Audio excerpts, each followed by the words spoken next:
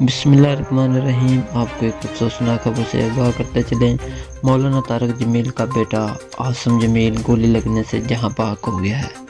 Police موقع پر پہنچ گئی ہے اور اس حوالے سے مزید تفصیلات جمع کی جا رہی ہیں۔ RPO ملتان سہیل چودھری۔ مولانا طارق جمیل کا بیٹا عاصم جمیل گولی لگنے سے جہاں بھاگ ہو گیا ہے۔ تفصیل کے مطابق مولانا طارق جمیل کے بیٹے مولانا عاصم جمیل کے سینے پر گولی لگی ہے۔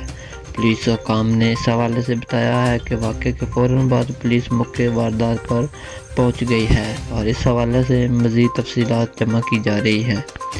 سماجی رابطوں کی ویب سائٹ ایکس پر کی گئی اپنے ایک پوسٹ میں مولانا طارق جمیل کا کہنا تھا کہ آج تلمبہ میں میرے بیٹے عاصم جمیل کا انتقال ہو گیا ہے۔ اس حادثاتی موت نے ماحول کو سوگوار بنا دیا ہے۔ مولانا طارق جمیل کا کہنا تھا کہ آپ سب سے گزارش ہے کہ اس غم کے موقع پر ہمیں اپنی دعاؤں میں یاد رکھیں۔